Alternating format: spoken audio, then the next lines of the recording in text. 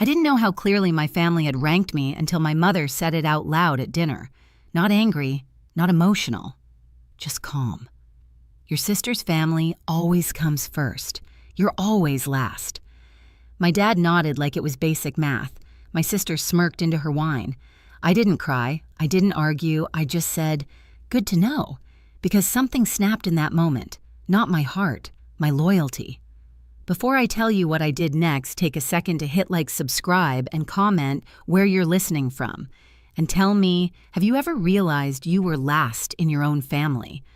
My name is Mia, and for most of my life, I learned my place without anyone ever sitting me down to explain it.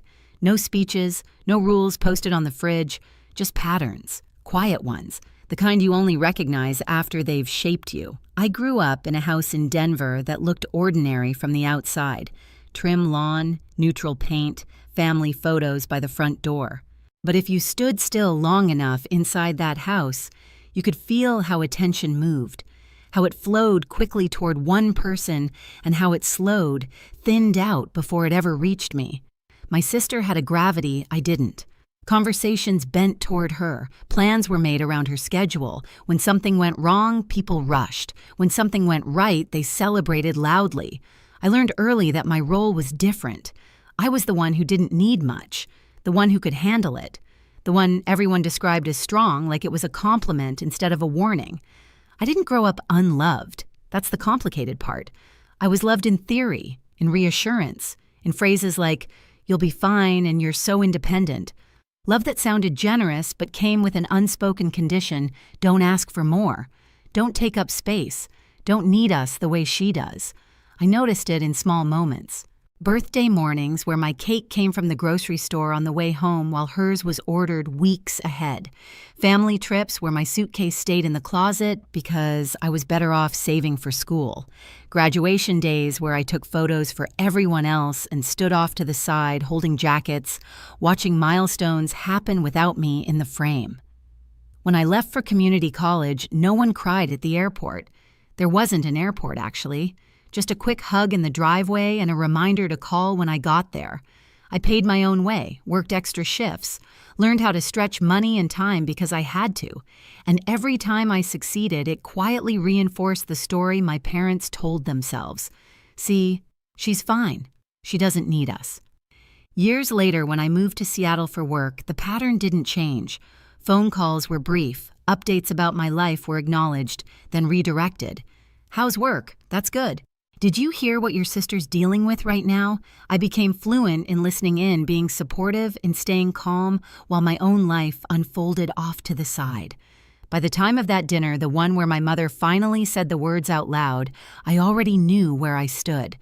What shocked me wasn't the ranking, it was how comfortable they were saying it, as if it had always been obvious, as if I had agreed, and maybe, in some quiet way, I had. After that dinner, nothing changed on the surface, and that was the point. My parents didn't call to check in. My sister didn't apologize. Life continued smooth and uninterrupted, as if they hadn't just said the quiet part out loud.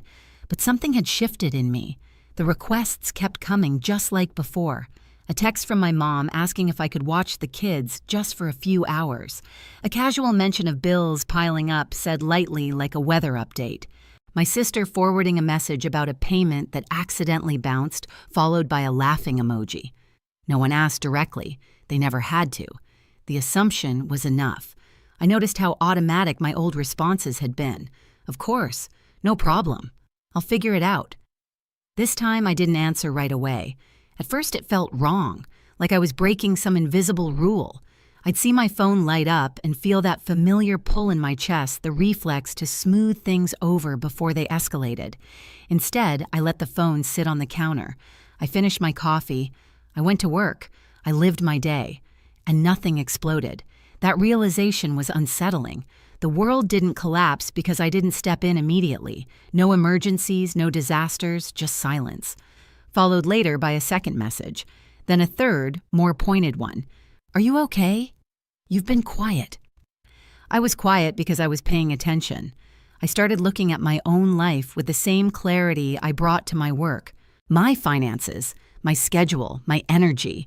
I realized how much of it had been quietly allocated to everyone else, money that drifted out in small, regular amounts, time I kept flexible just in case, plans I never fully committed to because someone might need me. So I began separating things, not dramatically, not with announcements, just practically. I moved money into accounts that were mine alone. I canceled shared access. I stopped covering small payments that had never been discussed, only expected. When my sister asked if I could spot her for now, I replied with a simple, "I can't." No explanation, no apology. The reaction was immediate. My mom called her voice tight with concern that felt more like confusion. "Is everything okay? You seem distant." I told her the truth. "I'm just busy." She paused, as if waiting for the rest of the sentence. When it didn't come, she filled the space herself. "You know your sister's under a lot of pressure right now." I did know. I had always known. What I was realizing was that knowing didn't make it my responsibility. That was the turning point. Not a fight, not a dramatic declaration, just the moment I understood that being the strong one had become a convenient excuse for everyone else to stop carrying their share. I didn't know then how soon they would really test that boundary, but I was about to find out. The call came on a weekday afternoon, right as I was finishing a meeting. I could hear it before anyone said a word, that edge in my mom's voice. Tight, rushed, the sound of someone trying to stay calm while standing on unstable ground. "We need to talk," she said. "Can you come by this weekend?" She didn't explain. She didn't have to. By then, I'd learned the language. When my family used urgency without details, it meant something had gone wrong, something expensive. When I arrived in Denver, the house felt heavier than I remembered, the air stale. The living room table buried under stacks of envelopes and loose papers, bills, notices, printouts that looked official enough to be frightening. My sister sat rigid on the couch, arms crossed, eyes fixed on the floor. My dad avoided my gaze entirely. They didn't ask how I was. No one ever does in moments like that. My mom started talking fast words tumbling over each other, a business decision that didn't pan out, payments that had been delayed, a few contracts signed with optimism and very little margin for error. She kept using the word temporary, like repeating, "It might make it true." I listened without interrupting, my hands folded neatly in my lap, the way I always had. Then came the pause, the collective inhale, the moment they all looked at me. "Well," my dad said, finally clearing his throat, "you're in a stable place. You don't have kids. You can handle this better than most." There it was, the assumption, the expectation dressed up as logic. They didn't say the words outright, but they didn't need to. They expected me to cover the gap, to smooth the crisis, to make the numbers work the way I always had. My sister glanced up at me, then fear flickering across her face before settling into something else. Relief. As if the solution had just walked through the door. I didn't answer right away. Instead, I asked a question. "What's the plan if I don't?" The room went quiet. Too quiet. My mom looked hurt. My dad looked confused. My sister looked panicked. It was like I had spoken in a language they didn't recognize. Not helping had never been part of the equation. "I need time," I said calmly, "to understand everything." They nodded too quickly. Grateful. Certain.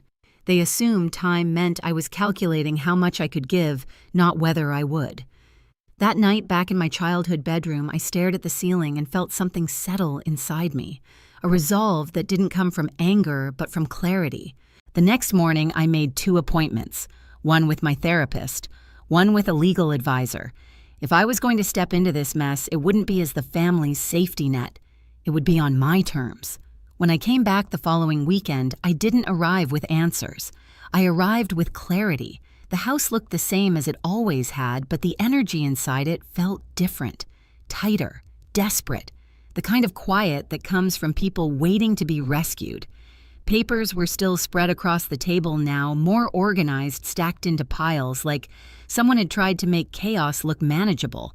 Bills here, payments there, a few contracts clipped together, corners bent from nervous handling. My parents were already seated.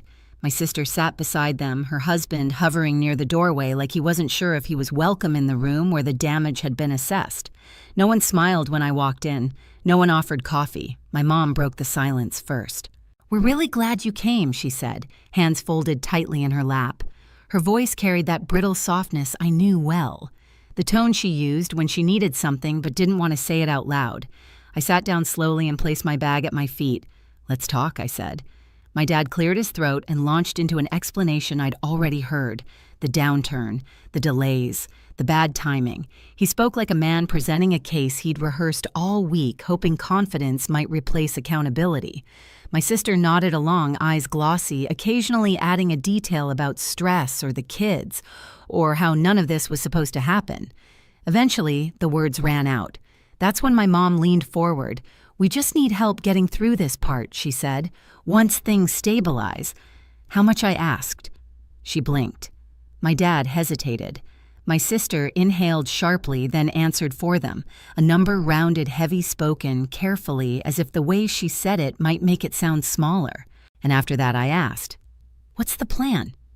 My dad frowned. "What do you mean?" I said evenly, "What changes? So this doesn't happen again." The question landed wrong. My mom's expression tightened. "Mia, this isn't the time to interrogate us." I nodded slowly. "Then it's not the time for me to write a check." The room shifted. My sister sat up straighter. "We're family," she said, her voice rising just enough to carry emotion without crossing into accusation. "This isn't about plans. It's about helping who I asked." She looked at me like the answer was obvious. "Us." I glanced around the room. "And who's helping me?" No one spoke. My dad leaned forward, elbows on his knees. "You're in a different position," he said. "You don't have the same responsibilities. You're single, you're stable, you can afford to step in." There it was, the logic I'd heard my entire life. The math that always ended with me absorbing the cost. "I can afford to step in," I said carefully, because I've spent years planning my life as if no one would ever catch me if I fell. My mom's eyes filled. "We didn't know you felt like that." I met her gaze. "You did. You just didn't think it mattered." The room went quiet again, but this time it wasn't confusion. It was discomfort. I reached into my bag and pulled out a folder, sliding it onto the table between us. The movement was slow, deliberate. Every eye followed it. "This is what I'm willing to do," I said, "and this is how." My dad opened the folder first, his eyebrows knit together as he scanned the first page, then the next. My mom leaned over his shoulder. My sister craned her neck, her face draining of color. "This is a loan," my dad said flatly. "Yes," I replied, with clear terms. My sister shook her head. "Why are there conditions?" "Because this isn't an emergency donation," I said. "It's structured help." My mom's voice trembled. "You don't trust us." "I trust patterns," I said quietly, "and this pattern has been in place my entire life. The conditions weren't cruel, they weren't punitive, they were practical. Assets had to be sold before any money changed hands. Spending had to be documented. No new financial commitments without proof of sustainability. Family therapy, not as a suggestion, but as a requirement. And a written agreement that my name, my credit, and my future would never again be assumed as backup. My dad pushed the folder away from him. "This is cold," he said. "This is how banks treat people." I nodded. "Then treat me like a bank. Because when you needed emotional support, I was family. When you needed money, I was infrastructure." My sister's eyes filled with tears. "So you're punishing us now?" I shook my head. "I'm stopping the punishment of me." She looked at our parents, then back at me. "If you don't help us, we lose everything." I held her gaze. "If I help without boundaries, I lose everything I've built." The words hung between us heavy and undeniable. My mom reached for my hand, then hesitated as if unsure whether she still had the right. "We never meant to make you feel last." I gently pulled my hand back. "But you did. And you said it out loud. No one argued with that." My dad stared at the paperwork, jaw tight. "So this is it," he said. "Sign or sink." "No," I corrected him. "This is grow or repeat." Time stretched.